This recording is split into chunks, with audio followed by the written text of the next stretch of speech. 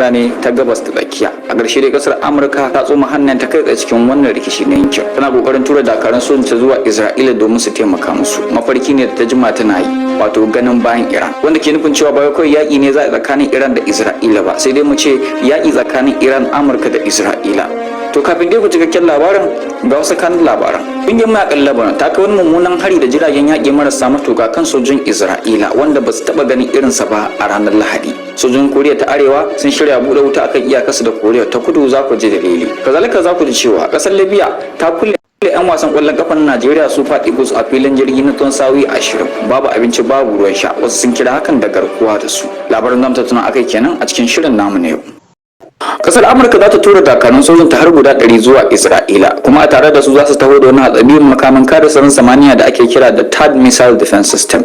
A cewar Washington, wannan makami zai kara karfin tsaron Isra'ila, kuma dakarun sojin su za su kula da wannan makami ba na Isra'ilan ba. Ku saurari wannan. Me yasa ka yanke shawarar kai THAAD zuwa Isra'ila? Domin kare Isra'ila. Wannan dai shine karo na farko da sojin Amurka za su ta Isra'ila yaƙi kai tsaye tun bayan barkewar wannan yaƙi shekara guda kenan. Dama dai tuni Amurka na da sansanin soja a Isra'ila da ke zaune a nisan kilomita 30 da Gaza. A cikin wannan sansani akwai tsirarin sojin Amurka da ba a tabbatar da adadin su ba, kuma su din aikin su shine kula da sararin samaniyar Isra'ila domin tare duk wani hari da aka kawo musu. Abinda suke da wannan sansani kenan.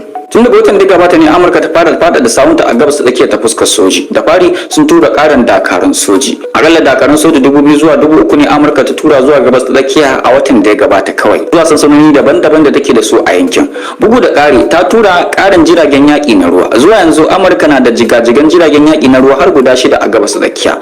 Idan da bukata duk waɗannan kadarori za a iya amfani da su wajen kare Isra'ila. Tura dakarun soji da wannan makamin kare sararin samaniya babban motsi ne, kuma hakan gabaki ɗaya domin kare Isra'ila ne daga harin Iran. A wani jawabi da ma'aikatar tsaron Amurka Pentagon ta saki dangane da ta tura waɗannan sojoji zuwa Isra'ila, ta ce wannan yunkuri ya nuna sadaukarwar Amurka wajen kare Isra'ila tare da kare Amurkawa mazauna Isra'ila daga harin rokokin Iran.